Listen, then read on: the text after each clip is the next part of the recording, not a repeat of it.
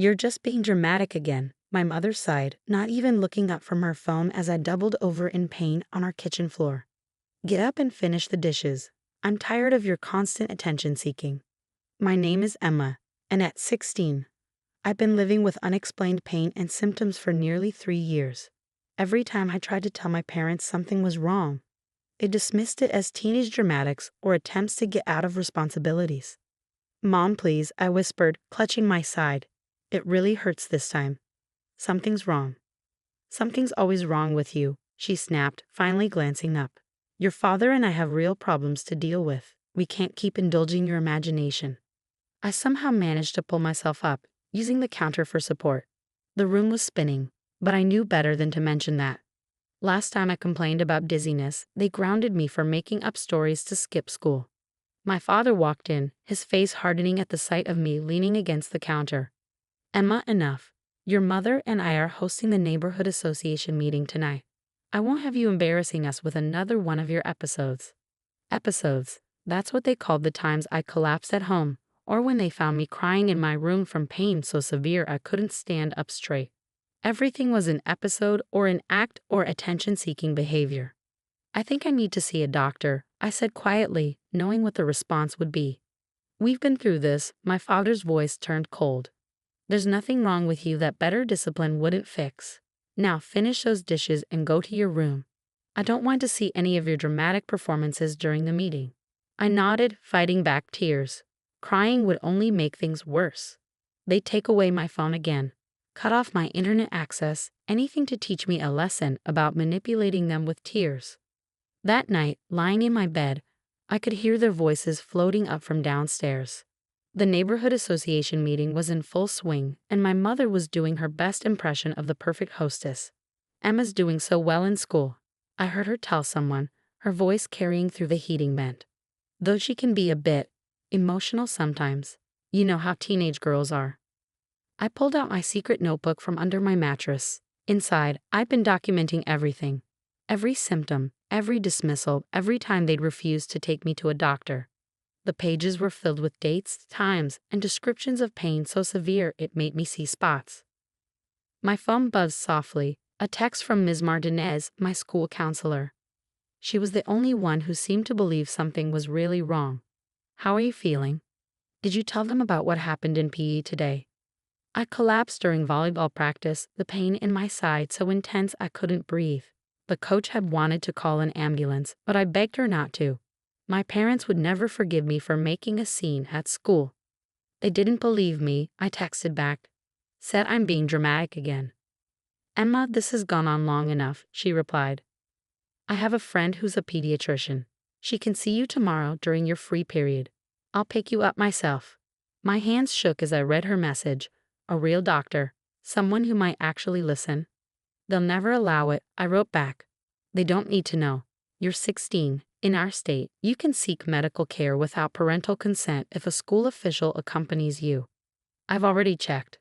I stared at her message, hope and fear battling in my chest. If my parents found out. Another wave of pain hit, so sharp it made me gasp. Through the vent, I could hear my mother laughing at someone's joke, playing her role of the perfect parent in her perfect house with her perfect family. Okay, I texted Ms. Martinez, tomorrow.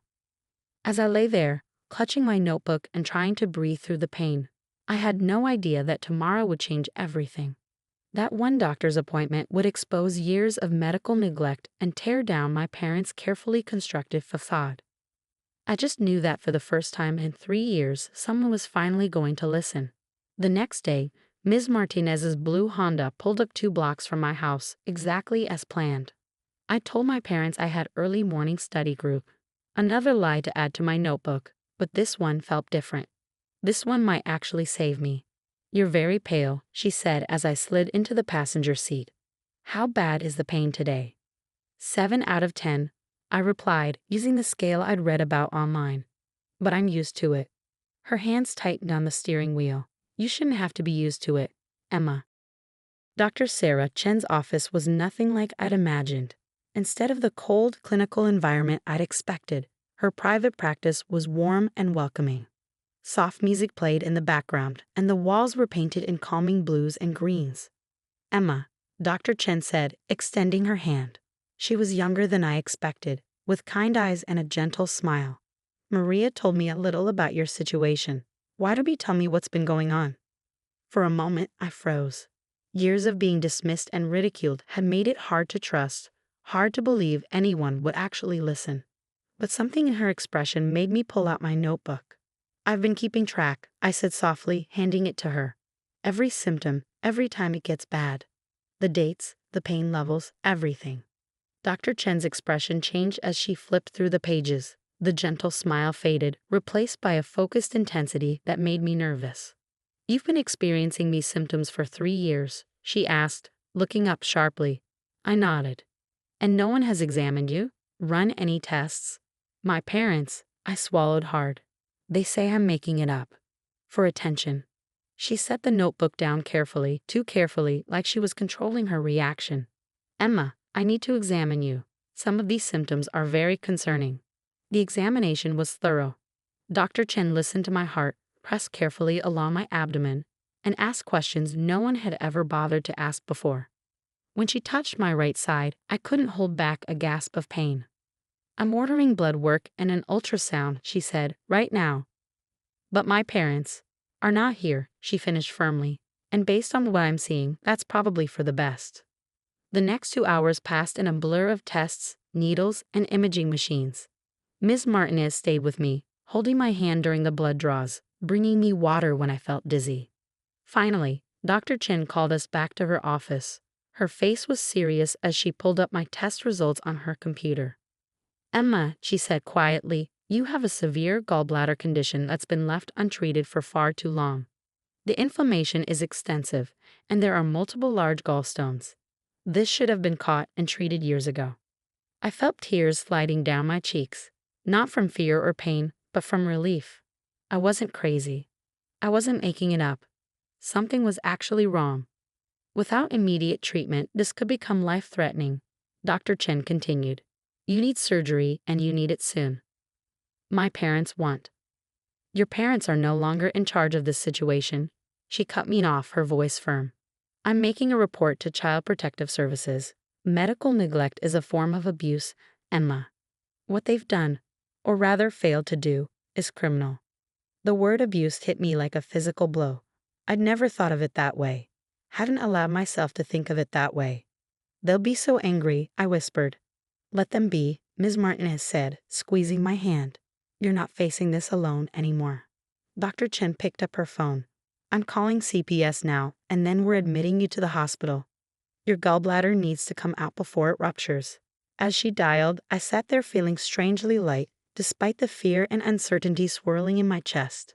For the first time in years, I didn't have to pretend the pain wasn't real. Didn't have to silence myself to keep the peace. One more thing, Dr. Chen said, covering the phone's mouthpiece. Those detailed notes you kept, they're going to be crucial evidence. You weren't just documenting your symptoms, Emma. You were building a case without even knowing it. I clutched my notebook, thinking of all the nights I'd written in it by flashlight, thinking I was alone. All the times I'd added another entry, another date, another dismissed cry for help. I wasn't alone anymore. And my parents? They were about to learn that some things can't be dismissed with a wave of the hand and accusations of dramatic behavior. The real drama was just beginning.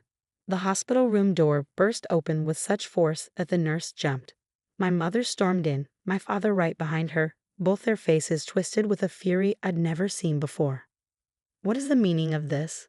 My mother hissed, waving a paper, probably the CPS notification. How dare you go behind our backs and create this ridiculous situation? Before I could respond, Dr. Chen stepped between them and my hospital bed. Mr. and Mrs. Walker, I'm Dr. Chen. I've admitted Emma for emergency gallbladder surgery due to severe inflammation and multiple gallstones, a condition that, according to her medical records, has gone untreated for years. This is absurd, my father sputtered. She's just seeking attention, like always. We're taking her home right now. No, you're not, a new voice said. A woman in a crisp suit entered the room, followed by 2 police officers. I'm Sandra Morris from Child Protective Services. Emma is currently under protective custody due to medical neglect. I watched my parents' faces change as reality started sinking in.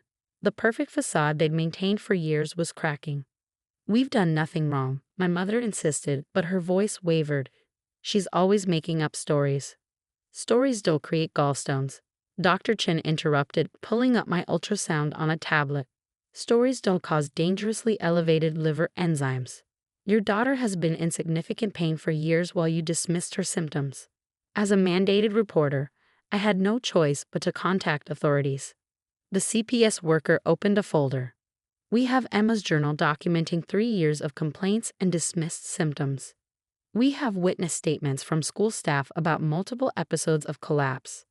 And now we have medical proof of a condition that could have become fatal if left untreated any longer." My father's face had gone from red to pale. We didn't know." "You chose not to know." Ms. Martinez spoke up from where she sat beside my bed. "Emma begged for medical attention repeatedly. You chose to ignore her." The police officer stepped forward.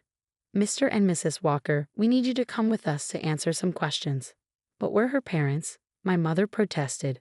"We have rights. And Emma has the right to proper medical care," Sandra replied firmly. "Rights you've denied her for years. Please go with the officers, or they will be forced to escort you out."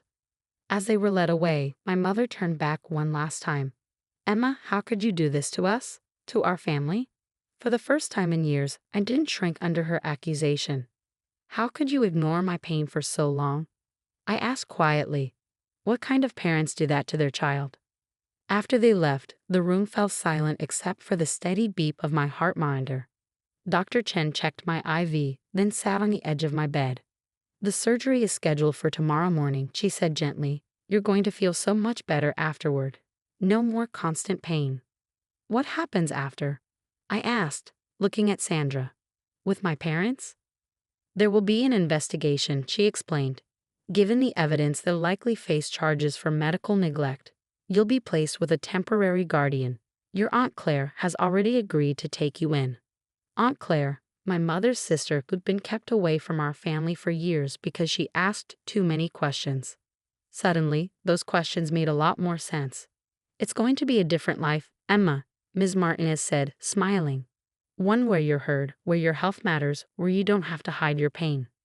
I touched my notebook, thinking of all the entries I'd made, all the nights I questioned my own sanity because they'd made me doubt myself so much. "They almost convinced me it was all in my head," I whispered. "But they didn't succeed," Dr. Chin pointed out. "You kept documenting everything. On some level, you knew the truth." Sandra patted my hand. "That's over now.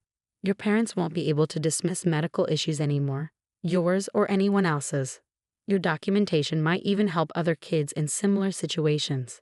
As I lay back against the pillows, exhausted but relieved, I thought about the years of gaslighting, of being told I was dramatic, of having my pain dismissed as attention-seeking. Tomorrow, the surgeons would remove my gallbladder, but they'd already removed something else. The weight of silence, the burden of doubting myself, the constant fear of not being believed. My parents had always said family problems should stay private, but some secrets need to be exposed to the light. Some stories need to be told.